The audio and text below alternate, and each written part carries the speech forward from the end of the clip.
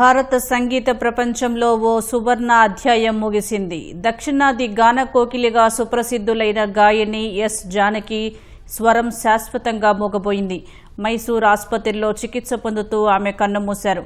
ఆమె హఠాన్మరణం కోట్ల మంది సంగీతాభిమానుల గుండెల్లో తీరని శోకాన్ని మిగిల్చింది.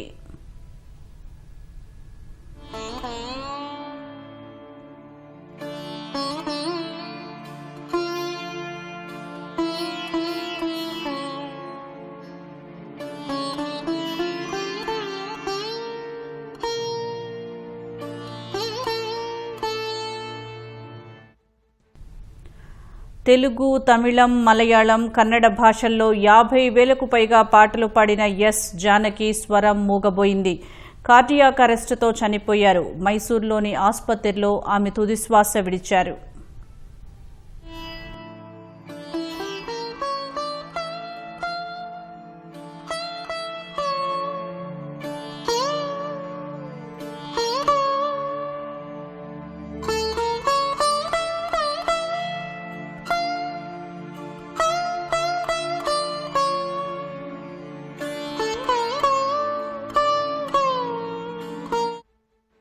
దీనికి సంబంధించి మరింత సమాచారం మా ప్రతినిధి సతీష్ అందిస్తారు. సతీష్, దక్షిణ భారత గాన కోకిలిగా పిలుచుకున్నటువంటి ఎస్ జానకమ్మ ఇక శాశ్వతంగా తన గొంతు వినిపించదు. ఆమె కొద్దిసేపటి క్రితం మైసూరులో గుండెపోటుతో మరణించినట్లుగా తెలుస్తుంది. కుటుంబ సభ్యులు వెల్లడించడం జరిగింది. భారతీయ సంగీత ప్రపంచంలో తన పాటలతో తన అద్భుతమైనటువంటి స్వర వైవిధ్యంతో ఎంతో మంది అభిమానులతో తన పాటలతో ఆదరించినటువంటి జానకమ్మ ఇక లేరు అనే వార్త భారతీయ చలనచిత్ర పరిశ్రమలో ఒక విషాదాన్ని నింపిందని చెప్పొచ్చు. తెలుగు, తమిళ, కన్నడ, మలయాళ, హిందీతో పాటు 20కి పైగా భాషల్లో మరెన్నో 48,000కు పైగా పాటలు ఆలపించినటువంటి జానకమ్మ సంగీత ప్రపంచంలో నైటింగేల్ ఆఫ్ సౌత్ ఇండియాగా పిలిపించుకున్నారు. 5 దశాబ్దాల పాటు తన సుదీర్ఘ గాన ప్రస్థానంతో కోట్లాది మంది అభిమానులను, సంగీత ప్రియులను తన పాటలతో మంత్రముగ్ధులను చేసినటువంటి జానకమ్మ మరణం అనేది తీరని విషాదంగా నిలిచిందని చెప్పొచ్చు.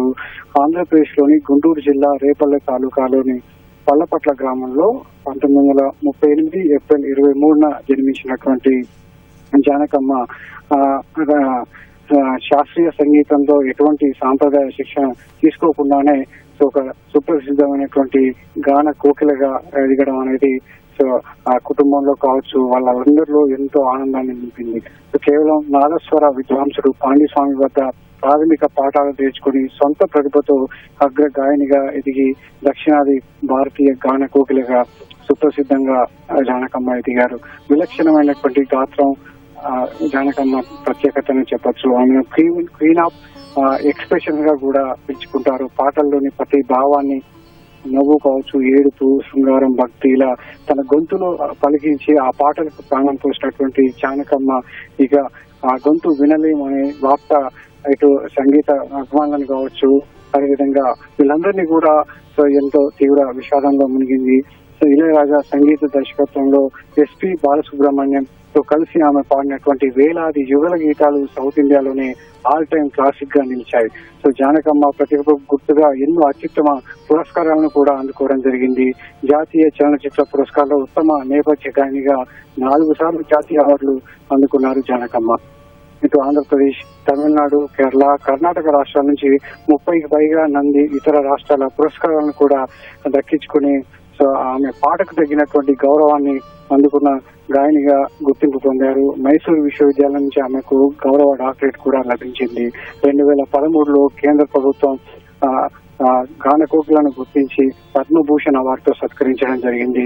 దక్షిణ భారత కళాకారులకు సరైన గుర్తింపు ఆలస్యంగా ఇస్తున్నారని కూడా నిరసిస్తూ ఆమె సున్నితంగా ఆ పురస్కారాన్ని కూడా తిరస్కరించి వార్తల్లో నిలిచారు జానకమ్మ.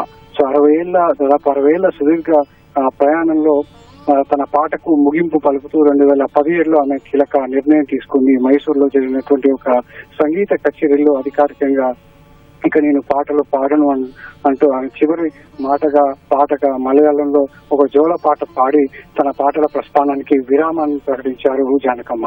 ఇలా ఎన్నో వైవిధ్యమైనటువంటి పాటలతో ఆల్ టైమ్ హిట్ గా నిచ్చినటువంటి ఆ పాటలు ఇప్పటికీ ప్రేక్షకుల సంగీత మదిలో మారుమోగుతూనే ఉంటాయి.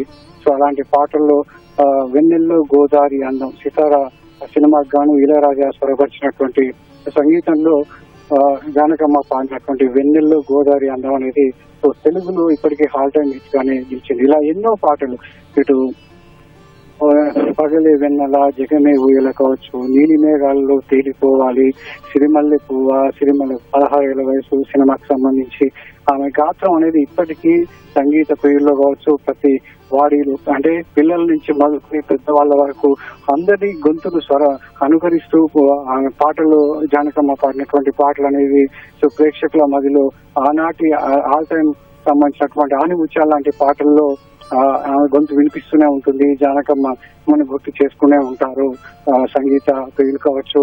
అదేవిధంగా సంగీత పాటలను అభిమానించే ప్రతి ప్రేక్షకుడు కూడా జానకమ్మ పాటలను ఇప్పటికీ గుర్తు చేసుకుంటూనే ఉంటారు. ఆ సినిమా తాలూకు భావాన్ని కావచ్చు, ఆ పాటల్లో ఉన్నటువంటి మాధుర్యాన్ని ఆస్వాదిస్తూనే ఉంటారు.